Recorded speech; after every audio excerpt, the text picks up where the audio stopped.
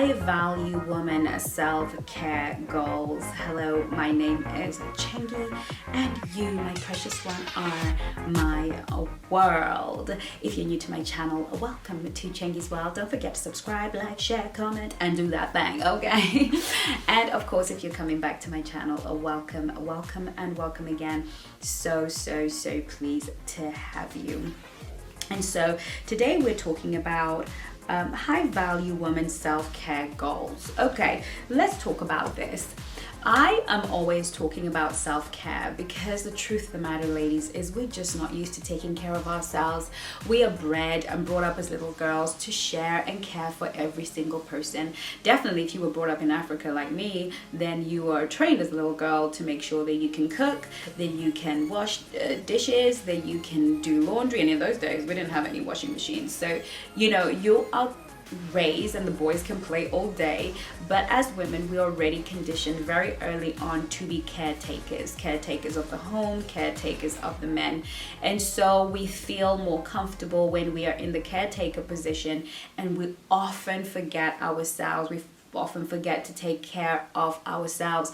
And the thing is, as we do self-care and watch self-care videos and look at self-care channels or whatever it is, often we are encouraged to do stuff that is outside of ourselves, physically bathing and doing Epsom salts baths and all of these wonderful things, having candles and just resting in a nice bath. I love doing that and been doing that quite a lot lately, actually, and just really having some salt baths with Epsom salts and Himalaya salts and just lying back and letting my body just detox and rest and just sit in the bubbles, have a nice little movie going on and just sit in the water. That's my favorite thing to do. Usually having my nails done. It hasn't happened because we're in lockdown, but I do love taking care of me, changing my hair, taking care of my skin, putting on a mask. All those things are self-care, but they're self-care at a very superficial level. They don't always go deep beneath the skin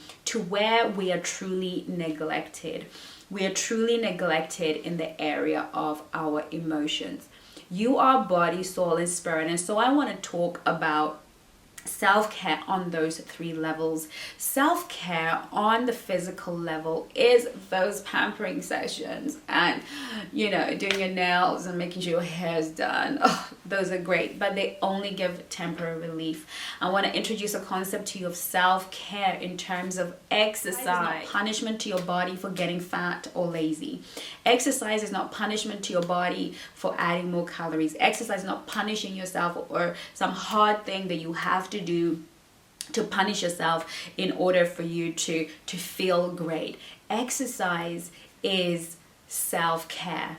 Exercise is allowing your body to do what it was created to do, which is move, and your heart to pump. It is genuine and the most valuable part of self-care. And I think for so long many of us have seen it as a tool of punishment for when we've put on a bit of weight or feeling some kind of way. But self-care, the endorphins and the feelings of adrenaline and just the way you feel within your body and taking care of your body is self-care. And it took me such a long time to realize that exercise wasn't the chore that I did for being a naughty girl, for overeating during Christmas or overeating over my birthday or having way too many treats. Exercise is actually about looking after me. When I do my 2-hour walk, when I do my 1-hour workout, when I move my body, I am telling myself and communicating to myself that you matter, you're valuable, and your health and well-being is everything. And it makes me feel good about the woman that I am. I don't care if I lose a pound. I don't care if the cellulite goes away or I look like a person that exercises. All I'm about is saying and communicating and building a relationship with my body that says you matter, you count, you're as important as every other part of me, and I want to look after you and take care of you. And it goes without saying that drinking more water and eating better, and having a balanced diet and good portions of food, not too much, not too little, and making sure that you're nurturing your body from within, eating stuff that's nutritious, that actually brings value to your body, that cleans out your gut and allows your body to function as it ought. Those are really fundamentally, to me and to any high value woman, the key to self-care on a physical level. On an emotional level, we need to get help. Every single walking, talking, living human being needs a therapist, needs a coach, needs a counselor. And if you can't afford it, a bloody good friend who has all the time in the world to listen to you, and you can do her a favor in return. We used to live in a world when I was growing up, when somebody said they had a therapist, they were either rich, American, and completely overindulged, or they had serious mental health issues. But as we live in a world where we're under so much pressure to perform, so much pressure to show up as a success, now our lives are being played out on the big stage. You know, there was a time when Chengi in London, for anybody to know what Chengi was doing in London, they would have to be in London. But now they can see what I'm doing because somebody's going to post a picture of me, or they're going to go on YouTube. We're so exposed to the world outside of us, and to people's opinions and to people's judgment. Trust me, you know, people like myself more so than anybody else, I'm sure. We're constantly being exposed to a world that is ready and willing to let us know that we are not enough in one way, shape, or form. And as such, we lose a sense of our value. We stop taking care of our souls, stop taking care of our minds. And so it has become so essential to have that one person and that one safe space where you're not judged, where you're not criticized, where you can share your truest, ugliest, not so nice thoughts, and feel safe, because that person can bring you back to self and bring you back to yourself. Self-care for the soul now necessitates that we have someone who hopefully is professional, that yes, we're investing money and time into. This, my darlings, is self-care on a level that you just cannot afford not to receive. When I'm working with my clients and we're working through the Soulmate Attraction System course, I always say to them, this is the best self-care you've ever given yourself, because in this moment, it's all about you.